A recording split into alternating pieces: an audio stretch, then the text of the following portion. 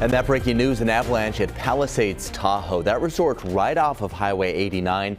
CBS 13's Andrew Hobner on his way up the hill right now. Andrew, I know this is a developing situation. What do we know right now, though?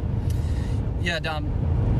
So we're on the road right now. This is me and Dennis Lopez, our photographer, headed up Highway 80 to get to Palisades. What we know as of now that has been confirmed by the resort is that around 9:30 this morning, an avalanche occurred inbound. So typically what you'll see is avalanche off-piste or off what is the designated trail map of the resort.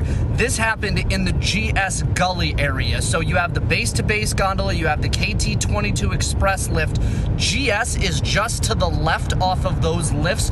That's where this happened. It is believed that this was the first chair. So in ski parlance, that means some of the first people to get the first chairlift of the morning that services skiers and riders, and that group ended up being caught in a pretty bad avalanche. Mountain Ops is up there, emergency services, fire district, police are all up there right now. We called North Lake Fire District. They said they're swamped, they're busy, they don't have any comment. They're sending all hands already over there, and one local did tell me that the thing that is a little concerning for people in North Lake right now is that this is widely kind of known as an informal locals day. It's not one of the heavy tourist days up there, and so the people that typically frequent the mountain on days like Tuesday or Wednesday are usually local North Lake Tahoe residents. And so there's been a lot of folks up there on the phone all morning calling people, making sure friends and family are safe. And the one thing that my friends that are up there, people that are professional skiers, recreational skiers, employees of the resort, those that live up there, have businesses up there, they say even if you're inbounds up on that mountain, having an avalanche beacon, wearing it, learning what it is, and knowing it is one of the things that could be potentially life-saving in a situation such as this. And that is the big concern right now, is whether or not there are people up there buried under the snow. There have been reports, nothing confirmable at this point, of what we have in terms of any type of casualties or injuries.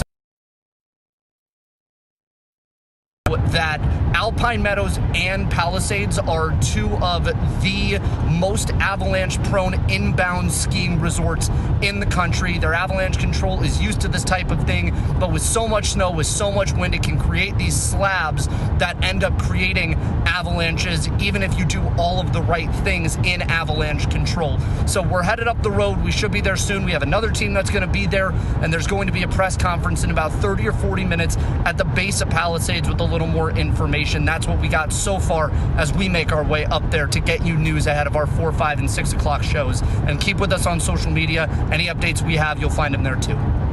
And Andrew, real quick, our resident ski expert Dina Kupfer was saying, and maybe you can speak more to this, that KT-22 area, that's pretty expert terrain, right?